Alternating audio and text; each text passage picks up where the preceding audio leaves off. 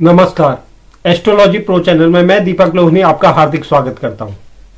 आज का वीडियो मैं लेकर आया हूं एक ऐसा योग जिसे देखकर लोगों के मन में भय व्याप्त है। आज हम बात करेंगे कुंडली में बाधक ग्रह की। यह क्या होता है बाधक ग्रह? क्योंकि आज के समय में अक्सर देखा जाता है कुछ लोगों को बाधक ग्रह के बारे में उनके मन में बड़ा भय रहता है।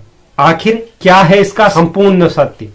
क्योंकि कुछ ज्योतिषियों द्वारा हो सकता है अपने स्वार्थ सिद्धि हेतु बाधक ग्रह के बारे में गलत फलादेश करते हैं। लोगों को इस दुर्योग से डराया जाता है, जिससे कुछ ऐसे लोग हैं जो अपना धंधा चला रहे हैं, जिससे यह एक पैसा कमाने का अच्छा जरिया बन गया है। क्योंकि कुछ ज्योतिषियों द्वारा लोगों को डराया जाता है, यह आपका बाधक ग्रह है, इसके लिए आप ये पूजा कीजिए या इस तरह का दान कीजिए। तो उसकी वजह से व्यक्ति पर अनावश्यक, जिसकी कोई जरूरत भी नहीं होती है, वह पूजा व्यक्ति द्वारा की जाती है, वह दान व्यक्ति द्वारा किया जाता है, जिसकी कोई आवश्यकता नहीं होती।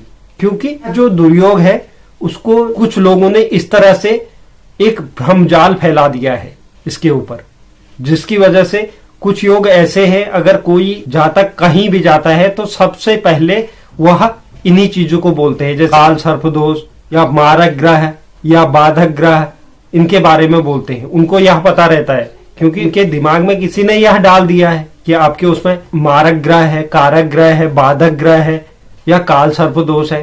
तो वह जाते ही पंडित जी के पास सबसे पहले यही बोलते हैं, मेरे कुंडली में तो काल सर्प दोष है, मेरी कुंडली में तो बाधक ग्रह की स्थिति खराब है।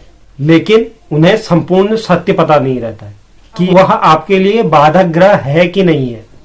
तो इसी विषय पर आज का मैं वीडियो लेकर आया हूं, जिसमें आज मैं बाधक ग्रह का संपूर्ण सत्य, कौन से ग्रह ही बाधक होते हैं, क्योंकि हर कुंडली में अलग अलग लग्न के अनुसार अलग अलग भाव के स्वामी बाधक होते हैं, और वह भी एक निश्चित स्थान पर बैठकर ही हमारे जीवन में बाधा पहुंचाते हैं। तो इसलिए हर व्यक्ति को यह डरने की जरूरत नहीं है। तो आज इसी विषय पर चर्चा होगी।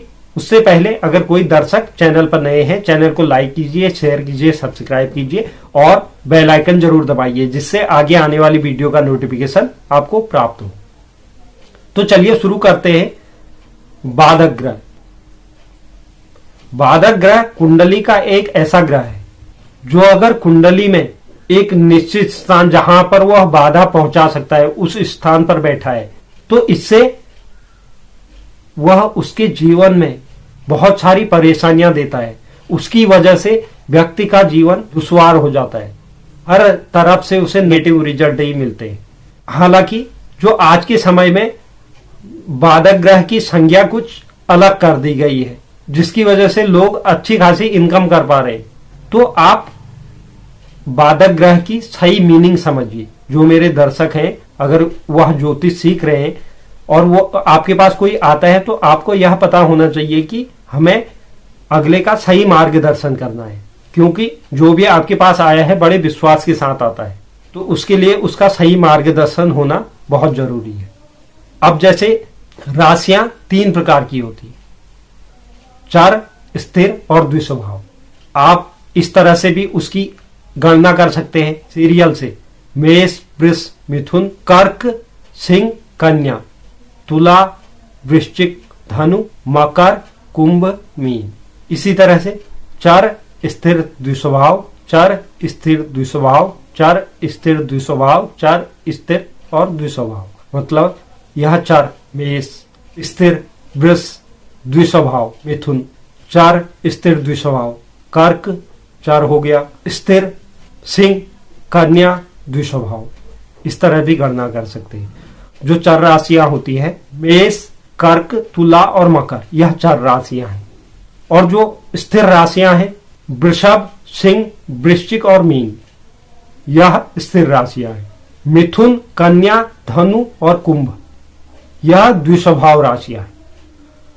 तो जो चर लग्न होता है, जिसका भी चर लग्न है, चर लग्न यानी मेष, वृष, तुला या मकर लग्न जिनका भी है, उनकी कुंडली में एकादश स्थान का जो स्वामी है, एकादश भाव में जो लाभ भाव होता है उसमें जो भी अंक लिखा हुआ है उसका जो स्वामी होता है वह बाधक ग्रह होता है। लेकिन आज के समय पर ज्योतिष द्वारा यह बताया जाता है कि वह अगर किसी भी भाव में बैठे तो वह बाधा पहुंचाता है, जबकि ऐसा नहीं है। बाधक ग्रह हमेशा लग्न में अगर विराजमान हो प्रथम भाव पर कुंडली के, तभी वह नकारात्मक परिणाम देता है। अगर कुंडली के एकादश भाव में, वह हर व्यक्ति की कुंडली में अलग अलग गिनती लिखी रहती है। अगर 11वें भाव में जो भी अंक लिखा है उसका स्वामी, जो भी उसका स्वामी है, वह अगर केंद्र लग्न भाव में आकर बैठ जाए, वह लग्न भाव में आकर बैठ जाता है, चाहे वह वहां पर उच्च का होकर ही क्यों न बैठे, तो उसके बाद भी वह आपकी कुंडली में बाधक ग्रह होगा। वह आपको बहुत से क्षेत्रों में रुकावट पैदा करेगा। तो यह बाधक ग्रह होता है। चार लग्न में एकादश भाव का स्वामी अगर कुंडली में लग्न स्थान पर बैठ जाए तो वह आपके लिए बाधा करेगा। स्थिर लग्न में वृषभ, सिंह, वृश्चिक और मीन, इन लग्नों की जिनकी भी कुंडली है, उनके कुंडली में नवम भाव का स्वामी, नवम भाव का स्वामी अगर लग्न में आकर बैठ जाए तो वह उसके लिए बाधक ग्रह है। और द्विस्वभाव राशि में मिथुन, कन्या, धनु और कुंभ, इस लग्न की कुंडली में सप्तम भाव का स्वामी, अगर सप्तम भाव का स्वामी लग्न पर आकर बैठ जाए तो वह व्यक्ति के जीवन में बहुत सारी बाधाएं उत्पन्न करता है। यह बाधक ग्रह होता है। चर राशि में एकादश भाव का स्वामी, स्थिर राशि में नवम भाव का स्वामी और द्विस्वभाव राशि में सप्तम भाव का स्वामी अगर आकर लग्न स्थान पर बैठ जाएं तो वह कुंडली में बाधक ग्रह कहे जाते हैं। तो आज से आप घबराने की जरूरत नहीं कि कुंडली में अगर यह किसी भी भाव में बैठे हैं तो यह नकारात्मक परिणाम देंगे ही देंगे।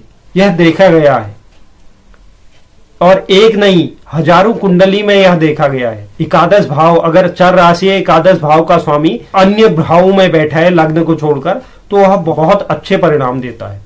उससे व्यक्ति के कामों में बाधा नहीं पहुंचती बल्कि उसे उन्नति मिलती है। लेकिन अगर वही लग्न भाव में आकर बैठ जाते हैं तो यह व्यक्ति के लिए चिंता का विषय है। तो इसी तरह स्थिर और द्विस्वभाव राशियों का भी। तो इसलिए एक घबराए बिना ज्योतिष को अच्छी तरह से समझिए, उसके बाद किसी निष्कर्ष पर पहुंचे।